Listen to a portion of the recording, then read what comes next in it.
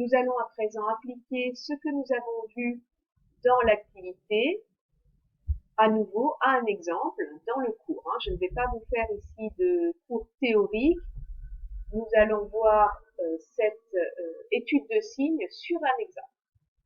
Donc, nous voulons étudier à présent, dans le premier exemple, le signe de 2x-3 multiplié par 1 moins x. Imaginons que ce soit une fonction définie par f de x égale 2x-3 fois 1 moins x. Quel est le signe de cette fonction?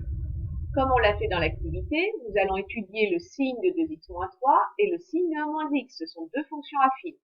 Pour cela, on doit chercher quand est-ce que la représentation graphique, c'est-à-dire la droite, coupe l'axe des abscisses. Quand est-ce que la droite d'équation y égale 2x-3 coupe l'axe des abscisses. Quand est-ce que la droite d'équation y égale 1 moins x coupe l'axe des abscisses.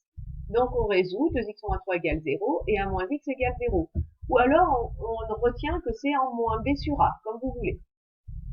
Donc 2x-3 est nul lorsque 2x égale 3, c'est-à-dire lorsque x égale 3 demi. Et 1 moins x est nul lorsque 1 égale x, c'est-à-dire x égale 1. Dans un tableau, on donne le signe de 2x-3 et le signe de 1 moins x en appliquant la règle du signe des fonctions affines. Et ensuite, on appliquera la règle des signes d'un produit. Donc ici, vous avez la méthode pour étudier le signe d'un produit de fonctions affines. On cherche en quel nombre s'annule chacun des facteurs, on donne le signe de chacun des facteurs et on applique la règle des signes. Alors allons-y. On vient de trouver que 2x-3 s'annule en 3 demi et que 1 moins x s'annule en 1. Donc on va mettre 1 et 3 demi dans notre tableau. Vous faites bien attention à les mettre dans l'ordre croissant. Ne mettez pas 3 demi avant 1, sinon tout sera faux. Ensuite, on sépare bien nos intervalles avec des traits. 2x-3 s'annule en 3 demi, on met un 0. 1 moins x s'annule en 1, on met un 0. Et le produit s'annule en 1 et en 3 demi.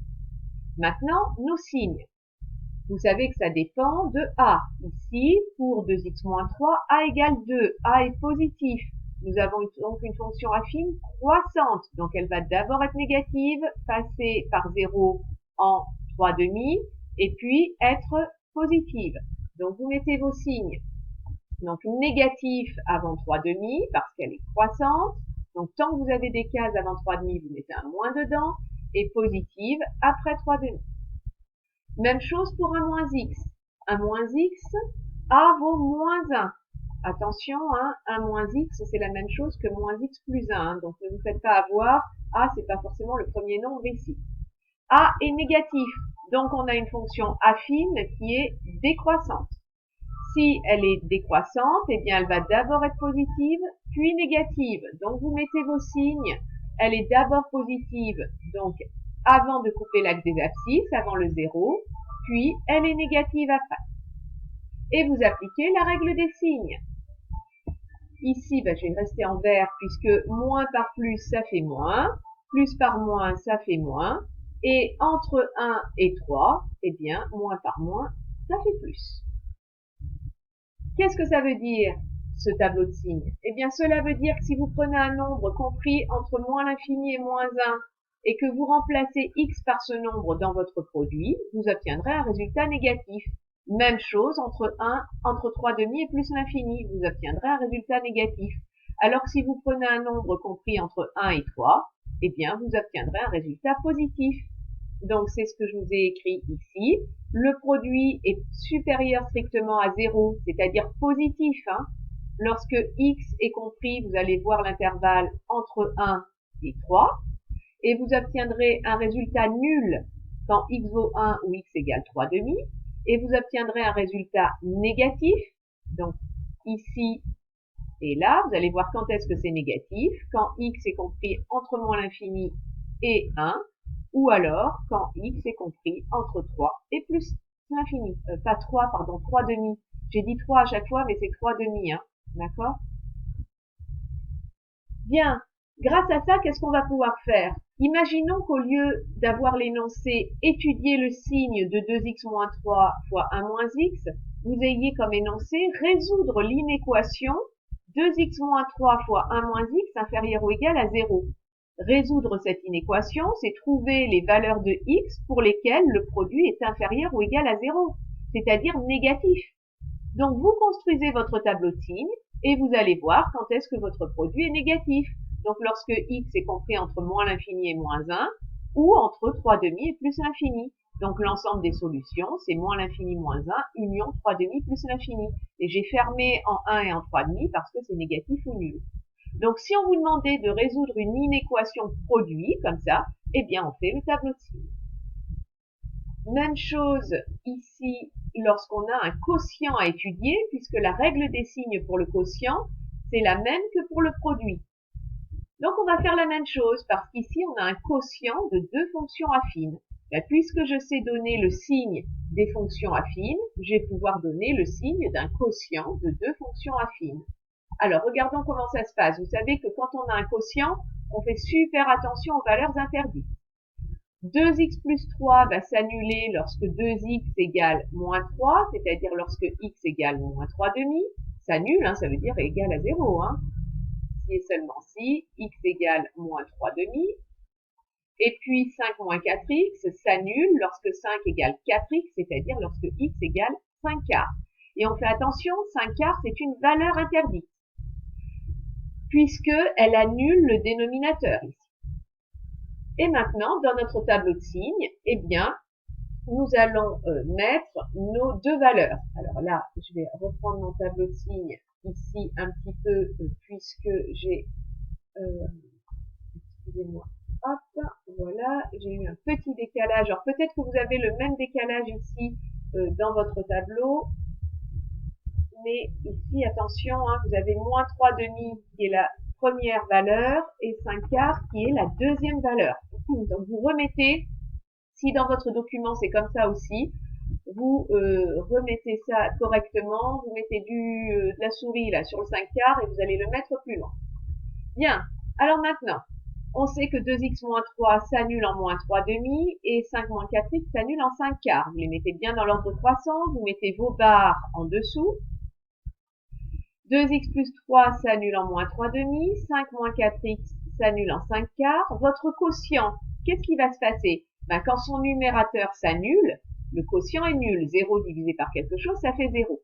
Par contre, attention, 5 quarts, c'est une valeur interdite. Il annule le dénominateur. Donc, je ne peux pas remplacer x par 5 quarts. Donc, ici, vous allez bien mettre une double barre. C'est ce que je vous expliquais là. Dans le tableau, on met une double barre pour indiquer que 5 quarts n'a pas d'image par f. On ne peut pas remplacer x par 5 quarts. Et maintenant, on met nos signes. Alors, regardons le signe de 2x plus 3. On a a qui est égal à 2, qui est positif. Donc, on va avoir une fonction affine croissante. Si elle est croissante, vous voyez, hein, c'est en moins 3/2 qu'elle s'annule. Elle sera d'abord négative, puis positive. Donc, je mets mes signes dans mon tableau. Elle sera d'abord négative avant de couper l'axe des abscisses en moins 3/2. Et ensuite, elle sera positive. Donc, je mets autant de plus qu'il y a de cases. Vous n'êtes pas obligé de les mettre... Enfin, là, on les met en couleur pour se repérer, hein, mais quand vous ferez des exercices, vous n'êtes pas obligé de mettre des couleurs. Hein. Ensuite, 5 moins 4x. Qu'est-ce qui se passe? Combien vaut a? Faites attention, c'est le coefficient de x, a. Hein. 5 moins 4x, c'est pareil que moins 4x plus 5. Donc, a vaut moins 4. Ne vous faites pas avoir, ne dites pas que a vaut 5. A est donc négatif. Si a est négatif, on va avoir une fonction affine décroissante. C'est en 5 quarts ici qu'elle coupe l'axe des abscisses. Elle sera d'abord positive, puis négative. Donc, d'abord positive avant de couper l'axe des abscisses, avant votre 0, et ensuite négative. Et maintenant, je me suis trompée de couleur, c'était pas du violet, c'était du vert. Et maintenant, nous allons appliquer la règle des signes. Donc, lorsque x est compris entre moins l'infini et moins 3/2, son image par 2x moins 3 est négative et par 5 moins 4x est positive. Donc, je vais avoir ici négatif sur positif. Négatif sur positif, c'est négatif. Même chose lorsque x est compris entre 5 quarts et plus l'infini. Je vais avoir positif sur négatif. Donc, négatif. Et lorsque x est compris entre moins 3/2 et 5 quarts, je vais avoir positif sur positif. Donc, positif. Donc finalement, on peut conclure, notre quotient va être négatif. Alors quand est-ce qu'il est négatif, plus petit que 0, on va voir, on regarde nos moins. Et pour quelle valeur de x c'est vrai? Quand x est compris entre moins l'infini et 3/2, ou alors quand x est compris entre 5 quarts et plus l'infini. Donc si et seulement si x appartient à moins l'infini, moins 3 demi, j'ouvre en moins 3 demi parce que c'était strict, hein. Union, 5 quarts plus l'infini, et là j'ouvre en 5 quarts, pas parce que c'est strict, mais parce que 5 quarts est une valeur interdite. Ça va? Maintenant, quand est-ce que notre quotient est égal à 0? Eh bien, lorsque x est égal à moins 3 demi, et il est positif. Alors positif, je vais voir, lorsque x est compris entre moins 3 demi et 5 quarts. Là aussi, j'ouvre parce que c'est strict et parce que 5 quarts est une valeur interdite. On aurait pu aussi vous donner l'énoncé, résoudre 2x plus 3 sur 5 moins 4x supérieur ou égal à 0. Donc, vous voyez que c'est la même fonction, hein. Je fais exprès, j'ai pris la même fraction, pardon. Eh bien, on aurait pu répondre, comment? On fait le tableau de signes de notre quotient et on se dit, tiens, on veut que ce soit supérieur ou égal à 0, positif? Ah ben, positif, c'est ici. Donc, l'ensemble des solutions, c'est moins 3 demi, 5 quarts. Je ferme en moins 3 demi parce que c'est supérieur ou égal à 0 et j'ouvre en 5 quarts à cause de la valeur interne. Voilà comment on peut utiliser le signe des fonctions affines, vous voyez, pour résoudre des inéquations que vous n'auriez pas su résoudre jusqu'ici. Nous allons maintenant mettre ça en œuvre dans des exercices.